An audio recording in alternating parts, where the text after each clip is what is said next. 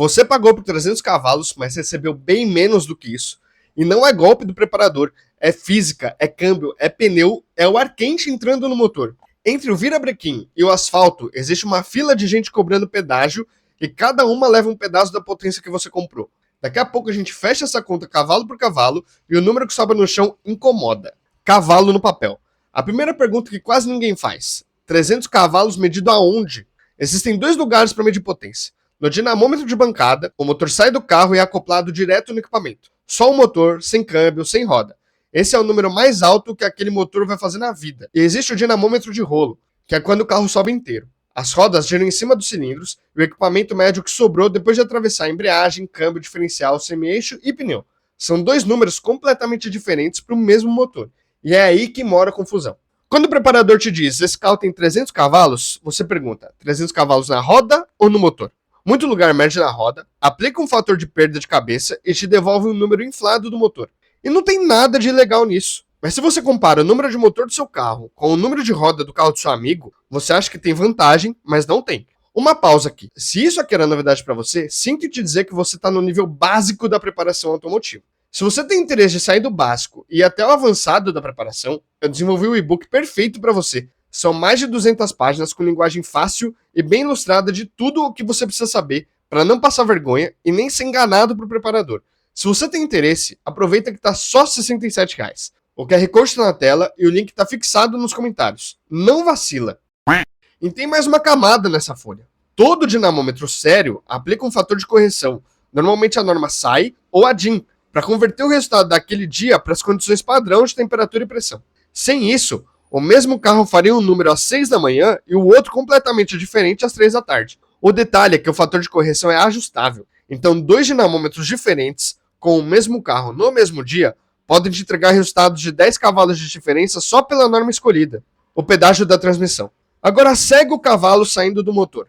A primeira parada é na embreagem e no câmbio. Lá dentro a gente tem engrenagem esfregando em engrenagem, óleo sendo batido e rolamento girando. Tudo isso vira calor. E calor é potência indo embora e que não empurra o carro. O câmbio manual come de 2 a 5% de potência gerada no motor sozinho. O câmbio automático come de 5 a 10%. E o de dupla embreagem fica no meio, de 3 a 7%. Depois vem o resto do caminho, diferencial, semi-eixo, cubo de roda e o pneu se deformando no contato com o rolo.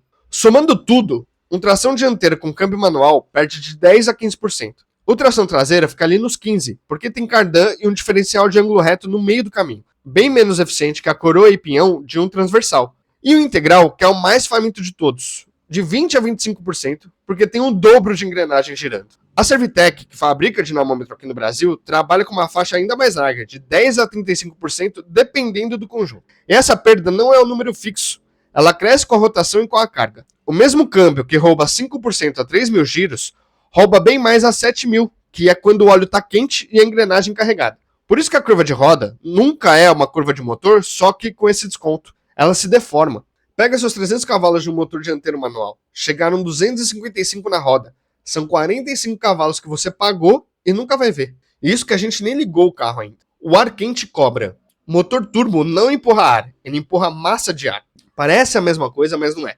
Quem faz potência é a quantidade de oxigênio que entra no cilindro. Ar quente é ar espalhado. Ou seja, no mesmo volume você tem menos oxigênio quando comparado com ar frio. O ar frio é denso. As moléculas estão mais perto uma da outra, então você tem mais oxigênio lá.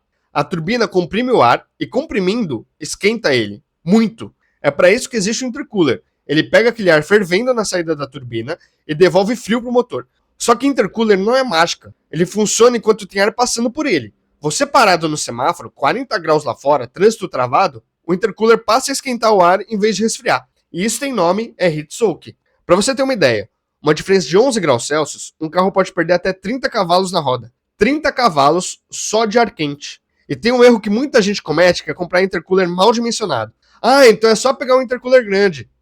Vai nessa aí. Intercooler pequeno demais, resfria pouco e isso você já sabia. Mas com intercooler grande demais, você aumenta o volume de ar entre a turbina e o motor. E o turbo demora mais para encher.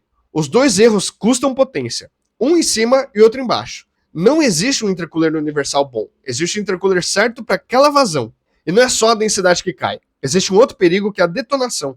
O ar quente dentro do cilindro comprimido é convite para detonação. Se a sua injeção for original, Ela percebe pelo sensor de detonação ou pela tabela de temperatura e recua o ponto de ignição sozinha para salvar o motor. Se for uma programável, vai depender da injeção que você está usando e do acerto que o tuner fez.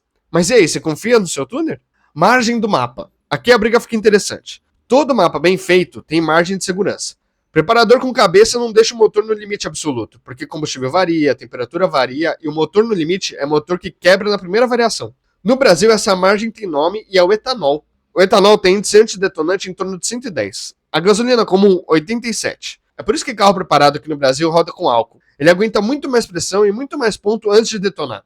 E é essa a razão de a gente conseguir tirar a potência de um motor de forma barata, de um jeito que o resto do mundo não consegue. Mas tem um outro lado. Etanol tem densidade energética uns 30% menor que a gasolina. Para fazer a mesma potência, você precisa injetar bem mais combustível. A mistura estequiométrica do etanol é 9:1, contra 14,7:1 da gasolina. Ou seja, bem provavelmente você vai precisar de um bico maior, bomba maior, linha maior e o consumo que é melhor nem olhar. E aí vem o problema da rua. Você abastece num posto qualquer. O álcool está batizado e o teor de água subiu. Aquele mapa feito com combustível bom agora está pobre demais. Com sorte, a sua injeção corrige e você só perde potência. Se você for azarado, adeus pistão, adeus motor. Então, se você não está muito confiante no acerto do seu carro e quer aprender como fazer o acerto da sua injeção programável, eu te recomendo o curso Tune It Yourself do Rafael Delino. Você vai aprender do zero ao avançado como acertar qualquer injeção programável, independente da marca da sua injeção. Isso porque lá você vai aprender todos os conceitos necessários e não vai ficar preso a marca nenhuma. O QR Code está na tela e o link está na descrição. Use o cupom dentro do motor e ganhe 20% de desconto. Mas olha, esse não é um curso de remap, é um curso de injeção programável. O chão não aceita. Vamos supor que você venceu tudo isso. 255 cavalos na roda, ar frio, mapa redondinho. Ainda falta o pedágio mais cruel, o pneu. Cavalo que patina não é cavalo, é só fumaça e barulho. Tração dianteira com 300 cavalos e pneu de 205 é pedir para desperdiçar potência. As rodas da frente têm que fazer duas coisas ao mesmo tempo. Virar o carro e transmitir toda a potência. Só que na aceleração, o peso vai para trás e tira a carga justamente delas. E aí não tem milagre. A primeira e a segunda marcha viram fumaça e você mal sai do lugar. É por isso que carro dianteiro de arrancada usa pneu largo, mole, com pressão baixa e suspensão que evita a transferência de peso para trás. Não é só estética. E tem um número que ajuda a enxergar o tamanho disso. Um pneu de rua trabalha com coeficiente de atrito em torno de 0,9. Um semi-slick passa de 1,2. É quase 30% a mais de força que o mesmo carro consegue transmitir para o chão só de usar um pneu melhor. Por isso, cuidado com os pneus que vocês usam por aí. Vocês investem rios de dinheiro em motor, mas economizam no pneu. Isso não adianta de nada. E aqui está o ponto que quase ninguém entende. Acima de um certo nível de preparação, o próximo cavalo custa 3 vezes mais e entrega metade. Isso porque você para de comprar potência e passa a usar a capacidade de usar a potência que já tem. Embreagem, pneu, suspensão e assim vai.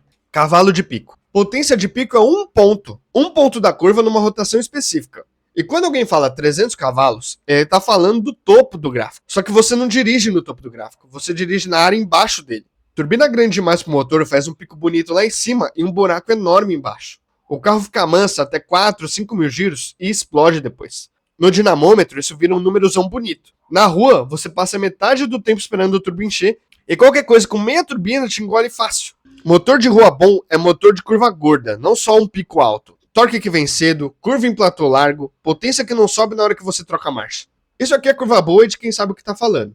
Isso aqui é para quem só quer falar um número e depois não entende por que toma um pau de up. Um carro de 260 cavalos que faz torque desde 2.800 giros anda mais no mundo real do que um de 320 que só acorda 5 mil giros. E custa bem menos para montar.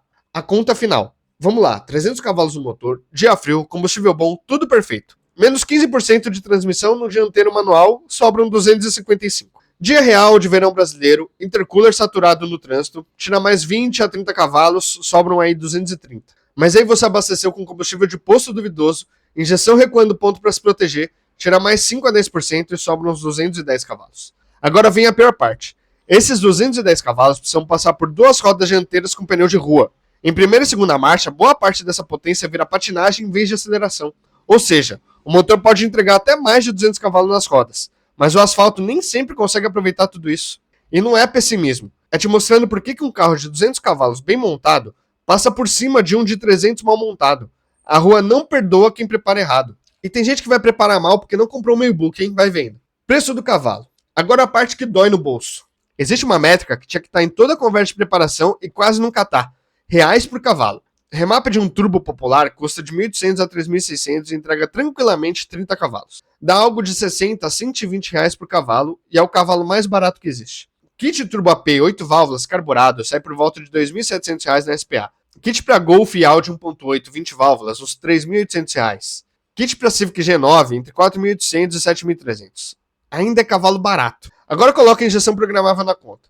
Uma injeção decente tá por volta de R$ 6.000 hoje. Só a injeção, sem chicote, sem sensor, sem mão de obra e sem hora de dinamômetro. Soma embreagem reforçada, bico maior, bomba, linha, intercooler, downpipe, turbina decente. Isso passa fácil de R$ 15.000 no total.